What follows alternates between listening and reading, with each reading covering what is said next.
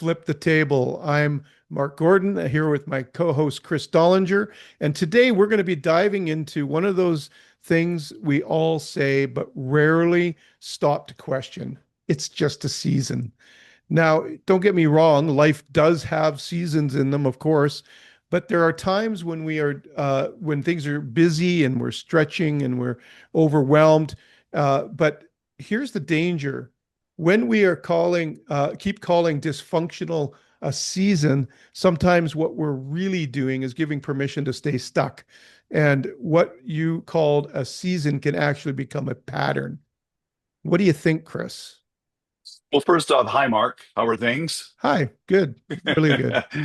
Great point, and I love today's topic um, because it's something near and dear to me because I do this a lot in business, and that is about the fact of recognizing patterns. Right, And by saying it's just a season. I'm just going through something.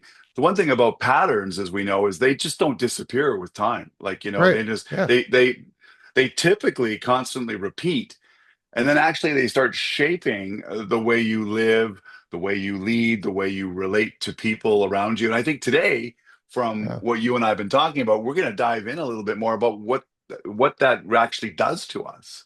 Exactly. And here's the hard truth that we really want to flip the table on, and that some things you've been excusing as a season are actually just robbing you of joy. It's probably hurting your relationships most of all. And they're actually stalling your leadership. I think this subject is probably one that's not talked about a lot, but I think it really affects leadership in a negative way, and especially teams.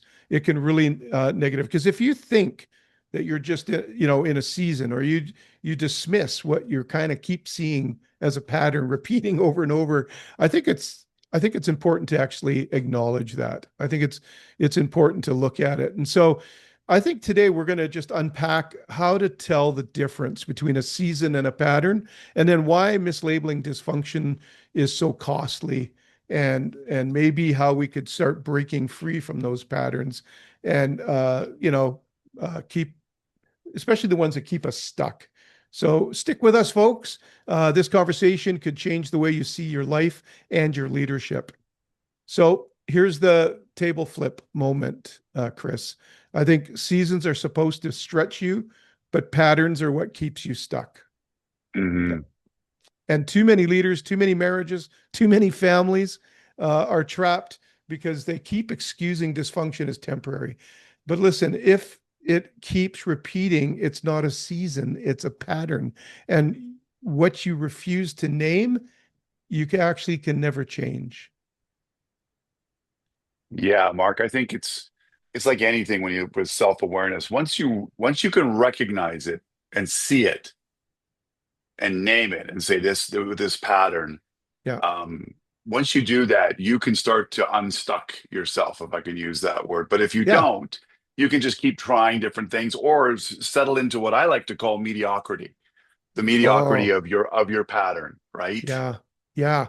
And I think you've really challenged that mediocrity thing, especially in your church life, Hmm.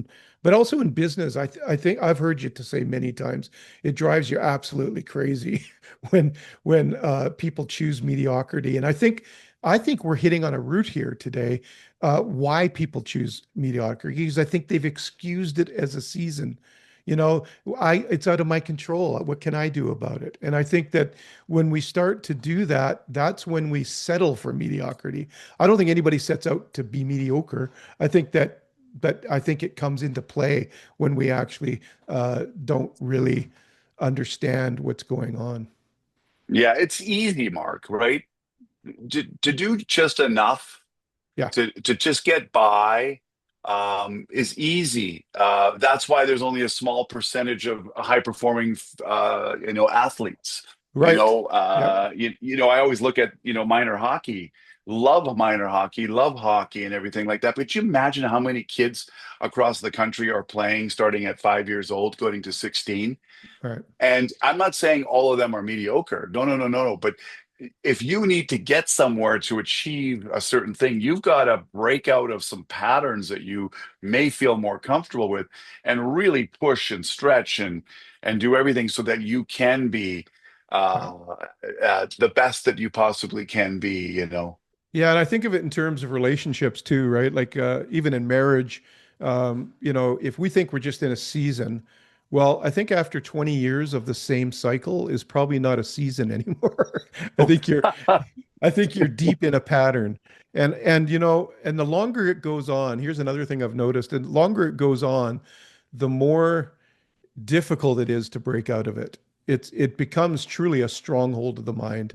It becomes a place where unless there's divine intervention, unless God really throws a hand grenade, but often that's what happens, right? Something blows up in our lives, and then it jars us awake, and it can cause change. But I think that the danger of staying in that pattern is that eventually you just drift apart or of course head in, the worst case scenario, heading into divorce and whatnot. And I think the same thing happens over and over. An example I can think of, Chris, is just um, the being a pastor. For all the years I was a pastor, I just think of the overworked pastor. You know as well as I do. I had a burnout, and so a lot of pastors I hear say, "Oh, it's just a busy season at the church. I'll slow down once this program's over, or once we've gotten through this certain time." And I used to say that. The reality is, though, that 6 months later, there's still another program, another crisis, another need, and the busy season just never seems to end. And the pattern of overworking, and I call it overcaring, sometimes is, that we burn out. And I think we've lost sight of why we do what we do. I think anybody could do that, right? And so it's hurting their family, it's draining the congregation, it's causing trouble all over the place. And I think I remember, when I had that burnout, I did exactly that. I kept saying it was just a busy season and making excuse after excuse. And what the truth was is that I was a workaholic. Chris, you know my background in addiction, right? Yeah. And although I believe I've been completely healed from drugs and alcohol and went through that healing journey and recovery, what I came to discover through that burnout, through that excusing things as seasons, I came to discover that I actually had an addictive personality. So I tended to have a pattern of overcommitting and working to the point of burnout. And but what didn't but I but it did not see it as a pattern. I just didn't see that the motive behind it. I thought I was just trying to be good. I was just trying to serve, and I justified it. Yeah, it's a busy season, but I got to serve through it. I got to get there, and it just didn't serve me well, or the people I led, or my family. And I think if there was Mm, any damage caused to my family in that season, that was because of my ignorance, or not my inability to actually recognize what was really going on. So I blamed on the season, and ended up hurting my family and my relationships.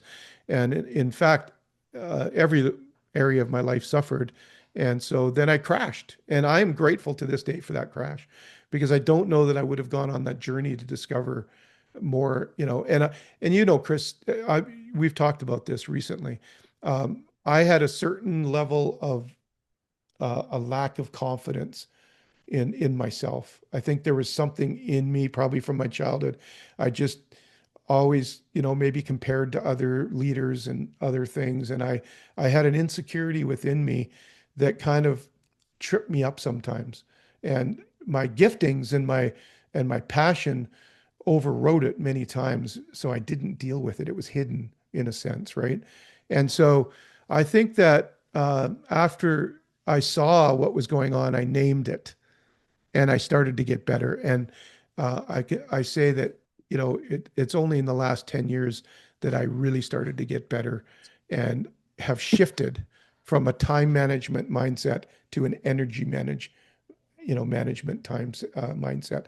And I think that, I'm being a bit vulnerable here, but I think that it's really important for people to hear. Whatever the season you think you're in, don't excuse it as a season. Start looking for ways that you can learn from it and ways that you can shift it. You don't have to stay stuck. Yeah. Let's stay on the church theme for a second. This is going to get prickly. Okay, I've seen this let's over the get prickly. years. I kind of see it now again. I see it all over the place like this. Um, Churches particularly, and please, if you're sitting here going, "That's not my church," well, good, excellent, because I'm not saying every church is like this, but churches particularly, they have the six most deadliest words that become their benchmark, Mm. their pillar, the six most, and that is, we've always done it this way. Oh, That's a yes, pattern. yes, That's a pattern, and you can't blame them. I mean, no, there's so many things you're relying on in the church environment, that whether it's your volunteers or people that are serving or anything like that is, but we've always done it this way because we've created this pattern where we don't know how to move it anyway. We're too scared. We might ruffle feathers. right, We we don't have the resources to get out of this pattern that we in, and so we settle back to the mediocre, right? We settle for the pattern we've created uh, of the fact that, hey, we've always done it this way. And you know what? When you look at it, because you've always done it this way, right, um, it has worked. Like, there, the place isn't on fire, and stuff like that is, but maybe 60 people have moved on. Maybe your different teams within your church are now suffering, like you, burnout, or they're feeling there's no purpose for them yeah, anymore, yeah, and now it becomes a time card. Punch the time card in for Tuesday night, whatever you got going on yeah, or whatever, and we just, and then the worst part about that is, then we go home and we don't feel good or bad about anything. We just feel, hey, thank goodness I did my time. yeah. That's no way to live your life. No, we want. Thank goodness. I always say, don't live by accident, live on purpose. Absolutely. And so businesses are changing a little bit on that. We've always done it this Yeah, way is now actually something that they're become very allergic to, because you know it doesn't take them long if they don't pivot, if they don't change it, if they don't adapt to what the market is doing, and they're not able to, and they're not creating new markets or creating new ways of doing things very, very quickly. The real pain point is the bottom line. It's the right, dollar, right, right? And so businesses were always, I mean, look at Kodak. It decided it never wanted to change. The pattern it has is, we made cameras. right, We were not going to adapt. Where's Kodak today? right, right. Right. So patterns are, I think today, when you talk about what's going on in here and the different seasons, it's Yeah, that pattern. And I've got a couple of things a little later on to talk about as we do that. But in the church world, my challenge to the church leadership, is it's scary. yeah, Change is hard. Um, but at the end of the day, what's your end game? What's the end game that you right. have, and how uncomfortable, how offendable, and what are you willing to do to break the patterns that have become comfortable and mediocre? Yeah, and I'm gonna insert something here. We'll get to solutions and recognitions in a minute, but I have to say it right now, Chris. That's why I have such a powerful, strong conviction in my heart, why I'm a leadership coach right now, why I Hmm. shifted my career to actually coaching leaders and helping leaders through this, because I think one of the solutions is having a coach in your life. And I'm not saying that as a self-serving thing. I have truly have a conviction that sometimes we're in the forest so deep we can't see the trees. And when I see church leaders particularly, but also business leaders, they get so entrenched in those patterns that they just can't see out of them. And sometimes it's handy just to have somebody outside the circle with a 50,000 foot view that can just ask the right questions and trigger the right responses to help that insecure leader overcome that situation so they can stop excusing this, it's just a season, or, it's, good is good enough, that type of attitude. And I think you've hit on a really important thing there. Yeah, well, let's talk a little bit about the insecure leader. But before we do, just for those that are listening, if I've hit a chord there and you're saying, well, that's kind of where I'm at, or, you don't know anything, Chris, whichever way. But if you're saying that's kind of where I'm at, but I don't know what to do, um, don't hit pause. Don't go off and weed the garden right now. Stick around for a little bit because there will Yeah. be a couple of nuggets here at the end Yeah. that will helpfully give you a chance to realize what you can and can do. And of course, everybody's situation is different. But when you just mentioned the insecure leader, Yeah. and oh my goodness, don't get me started on this massive deficit of leadership in this world right now, Whew. everywhere that is out there and continuing, and the massive redefining or whatever you want to call it of what leadership is, right? Right. I think that when we look at the insecure leader, I'm sure you have, like you mentioned today, even yourself, but I'm sure you've worked with a number of them. Oh, for sure. And it manifests in all different ways, but yes, it's very challenging. Insecurity is a very pervasive emotion, and Yeah, it comes from, I won't take the time in this one. Maybe we'll do an episode on it, but I've done a lot of teaching on this around the fact, how a shame base, something deep inside us, can really create that insecurity, and then we make decisions. We put walls up around our heart. We make decisions from the walls instead of who we really are as, and instead of, out of who our purpose and calling, we make it, making those decisions by faith. We start to actually excuse and whatnot. And I think that's the nature of this. Oh, it's just a season. Is we don't want to. We don't have the security or the confidence to actually deal with it. yeah. And you know how in those big fancy podcasts that they have out there that everybody likes to listen to with the big names, I'm going to do something right now that is completely unscripted here, just Yeah. which is the shameful plug coming right now, sponsored by Chris Dollinger. Folks, I'm talking to the leadership of churches right now, since we talked about that. If you're struggling and you're trying to figure out what to do, I would check Mark's website. I would check out Mark's social media.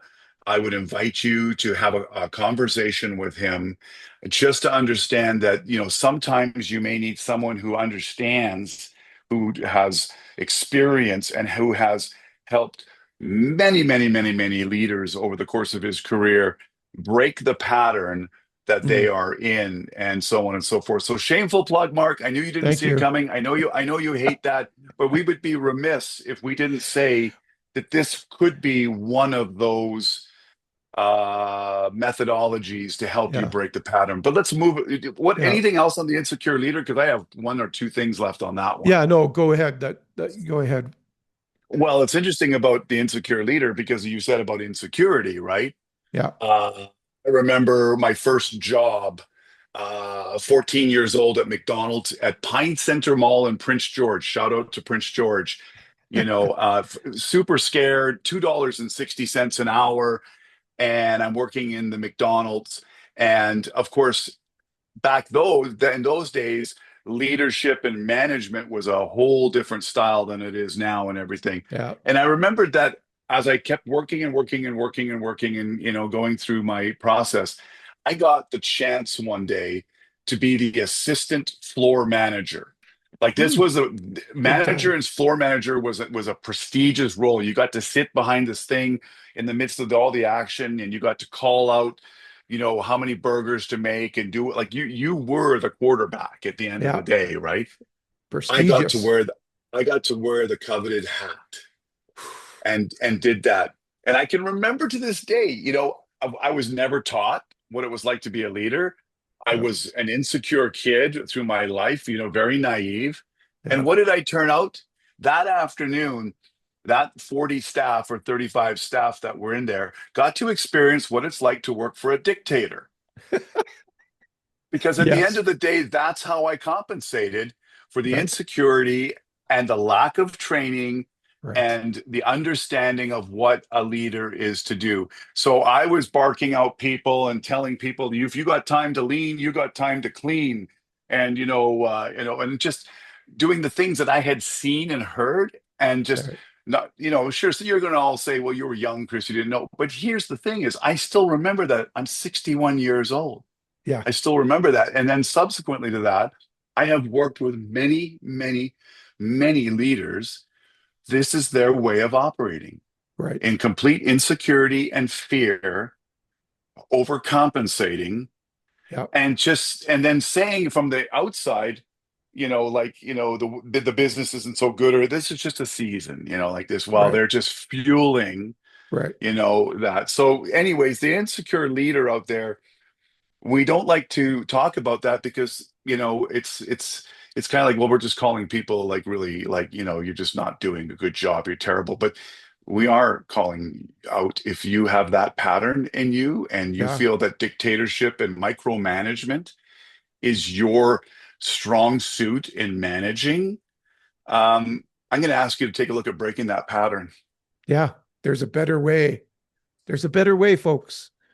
There's a There better is. way that where we can empower people instead of, I call it, what you did there, Chris, in that little experience was you adopted a power over style of Yes. leadership. What I encourage leaders to do is adopt a power to style of leadership where we give power to people, we encourage them, we empower them. We want to make sure that they feel empowered and that they can be successful. A lot of times that insecurity creates a fear that they might become better than you, or they might, outshine you in some way. But I've always said, a hockey analogy. I love people get the guy that gets the goal gets the glory, but it's the guy that gave the assist and fed that perfect pass that actually got the goal. And so, in the same way, I think that is one of the ways we need to look at this subject matter, and that is overcome that, just get past it and start passing the puck. And it will pull you out of that season you think you're in for 20 years. Yeah, well, So, no doubt about that. I mean, leadership, the one big word that everybody's scared to say because it makes you feel meek and tiny, is every good leader, every powerful, effective leader that's come onto this planet has done it from one position, one starting point, and that is to serve. yeah, yeah, That is to serve the folks that are around them, to empower them, to right. to make them better, and so on and so forth. So we talked a lot about that, and then there's this the pattern of the insecure leader. What are we going to flip the table on now? Well, what I'd like us to identify, what is the cost of mislabeling dysfunction? Like when we just ignore it, what's the cost of it? Like Wow. how does ignoring patterns damage relationships, leadership teams, and even spiritual health in the end? Yeah, I think that if you're in it and you're in that pattern, you can't relate or equate a cost to it because you're too deep into it like that. We go back to the church thing like that, right? When Yeah. you're just doing it because this is the way we always did it and this is the pattern we're in, you can't equate that to anything like that at the end of the day. But So, but so the maybe they're tuning in today and they've been in that, and we're dislodging them from that. They're just waking up a little bit today, because I've seen the cost firsthand, Chris, not only in life but the families and organizations that I worked with. Trust is broken, um, hopes deferred, and dysfunction is the result. And in fact, I believe it is multiplying in the world today. We're seeing more and more dysfunction and polarization and isolation. We don't have to look too far. As the time of recording this, we had a horrific thing happened to Charlie Kirk, who was standing for his convictions, who would want to debate and talk about it, and gave people opportunity to share their parts. And it seems like we're just so polarized and so dysfunctional today that that society in general can't come together to have a conversation. And I think that that is a cost of mislabeling dysfunction. We've excused behavior, we've excused things, and even it's not about left and right and all those things. It's about right and wrong. It's about Oh, having a moral compass. It's about staying faithful and true to to God and to family and to friends and to the places we work and serve, to our community, and we owe it to show value to people and to value people. I always tell everybody's got value. I tell people all the time, I do a lot of teaching in recovery houses, and I always start off by saying, you are not broken needing to be fixed. You're valuable needing to discover it. And so mm. I think that that is probably a cost. So, uh, Chris, is there any signs that a pattern is not a season that you can think of? Well, I mean, it's something like, for example, um, a pattern is something that just keeps happening, just keeps Right, on, habitually carrying on all the time and everything like that. If we look at the four seasons of the world of the year, right? Each one right, has a certain section amount of time. It right, changes, it moves, right. right? That's good. And that's a pattern, but that's a pattern built within a structure of the way the world has worked. Right, Like that. But imagine if we just stayed in winter, right, and then we stayed in winter, and then we stayed in winter. right, After a while, that's going to have a tremendous amount of negativity. Here in the Okanagan, we have the inversion, and we don't get much sun in the winter, and so now we don't have much sun. right.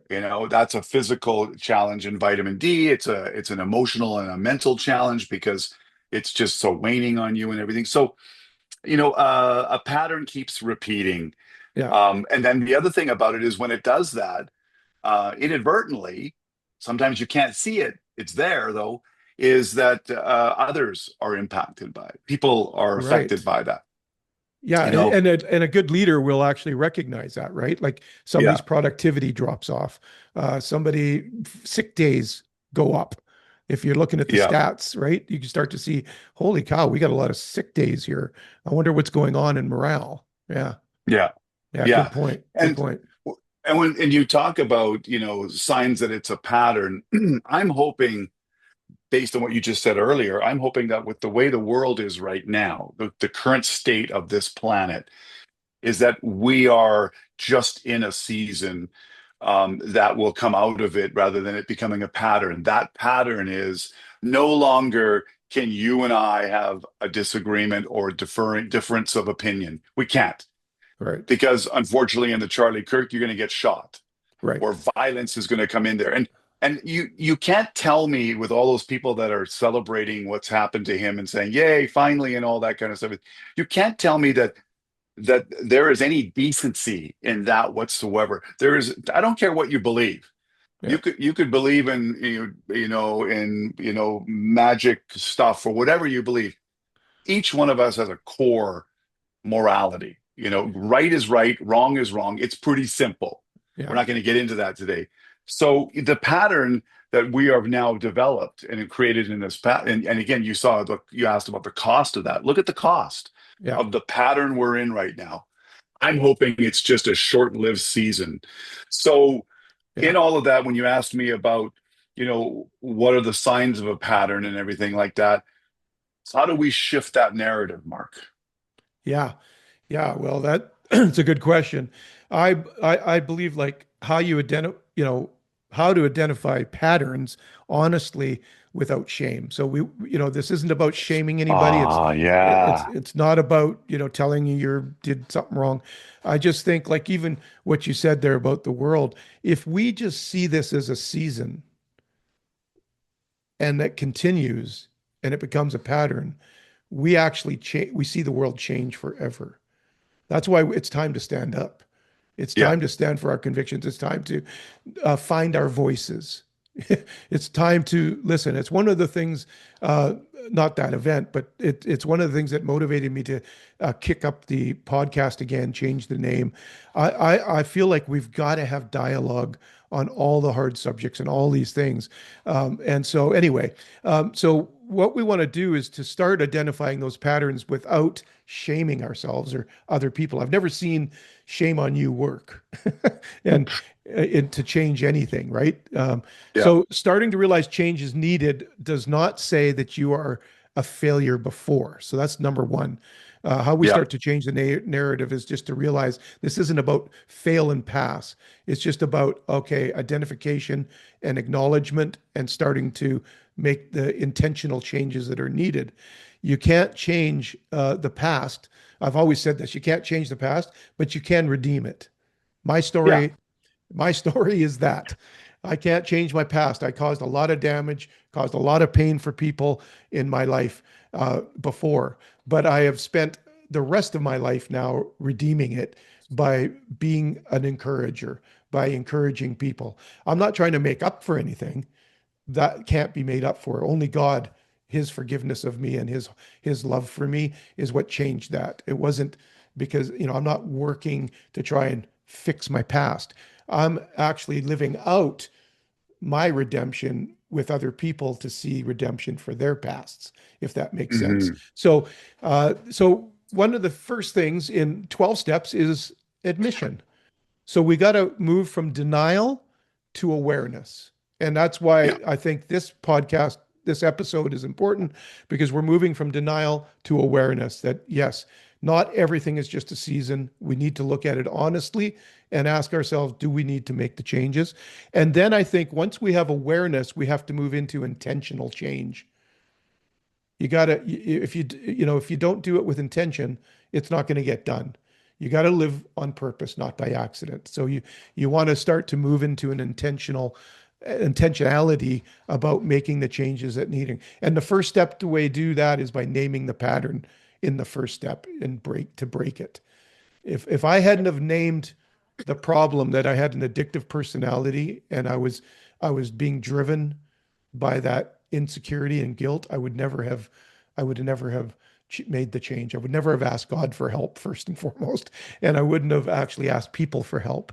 And I'm so grateful for our friendship, Chris, because you are one of the people in my life that helped me.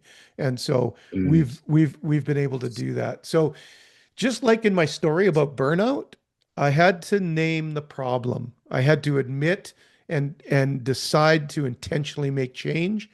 I simply was driven by fear and failure and addictive personality. So what I had to choose was to trust God and his plans for me. So I did, step by step, day by day, but I did. I chose to do that. And I made intentional choices to break the patterns. And I tell you, I'm so grateful for that. And so, so Chris, share some practical takeaways for everyone listening from what we just said, what I just said. What stood out Before to I you? do, sure, but Yeah, before I do that, because we're just got a couple of minutes left, hey, Mark, so I'm going to kind yeah, of condense things. I'm yeah, going to share more of a lighthearted sure. situation that I think you can really identify, is this a season or is this a pattern? Okay. Okay, All good. right. Yeah, great. Yeah. So Go quickly, for it. so for most of my life, getting up to go to work was getting up with knowing that I had 35 minutes from the moment I woke up to the moment I went to got into work. And Right, everything was very high pace morning, zoom out of bed, boom, boom, boom, boom, boom, boom, and then in the office and then right, flying like this, right? yeah, Well, over the course of time, and I did that because that's how it was always done, right, right? The effect of that was I was running at such a high speed that it all caught up to me physically, right, right? So, with when that all happened and everything like that, we made a, we ended up like Lori and I had to have a conversation, and it was we had to identify what is it. Well, it's the fact that you are too intense and you feel like you've got to get going, and if you're not getting going, you're not doing a good job, and the insecurities and everything yeah, that comes along with that. So we had to, and in your sense, you said, there's the denial and then there's the awareness. I call it like, you have to admit it and then you have to confront it, right? Right. And so when we Right. confronted it, we said, okay, so now what's the intentional change? Well, the Mm, intentional change was, why don't we get up earlier, go to bed earlier, get up earlier, and then mosey in and make a cup of coffee, maybe do a little stretching, sit on the couch, catch up on whatever we like to catch up on, visit with each other, but slow and steady. right. This started about 8 years ago. Mm, For 8 years, this is exactly, no matter what situation's going on, this is the thing. And you know what that turned out to be? Absolutely mind blowing and saving me. But guess what? It mm, is now a pattern. right. And guess what's happening with the pattern? I'm realizing that I sleep 8 hours laying down. I wake up, and for 90 minutes, I'm sitting around drinking my coffee and having toast. And then guess what I do? I get up and walk 12 feet to my office, and I sit all day in my office, which Right. then has me going to have supper, which then has me watching Netflix, which then has me going to bed, rinse and repeat, like the Yeah. shampoo bottles say, right? Right. Now, guess what that, and so when you talked about the cost of the pattern, Right. here's the cost of the pattern. Physically, I'm out of shape. Physically, I'm back to when I go up a set of stairs, I'm puffing and panting. Physically, my muscle tone is at my age starting to deteriorate. And here's the worst part. Let's go right back to the very beginning. There's still a piece of denial. Right. I've got time. I can start whenever I want. Like, Right. but it's so easy for me to just get up and have the cup. So, cup of coffee. Do you know what's the hardest thing for me to do is just saying, I'm getting up at 6:30 already, and doing that. Why not take 30 minutes and change the pattern? Because what would that do to me? And Right. the end result, I'll end on this. The end result is the why. Why? Why would you do it? I got grandkids. Do you know how hard it is to keep up with a 3-year-old and a 1-year-old? Well, I do a 5-year-old and an 8-year-old. Well, that's even more worse. I Like, I mean, know. you've got to be an elite Yeah. triathlete in order to do that, right? At the end of the day. So, Yeah. to get back to what you said, I wanted to share that because we've been talking about some very tough things like leadership Yeah. and patterns in your marriage and patterns and everything.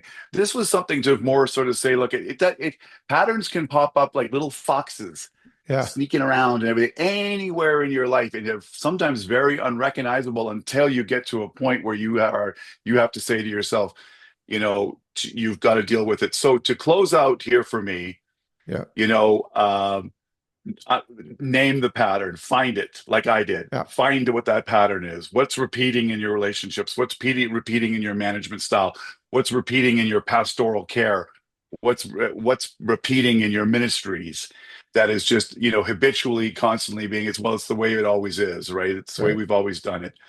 And do like you said earlier, like that.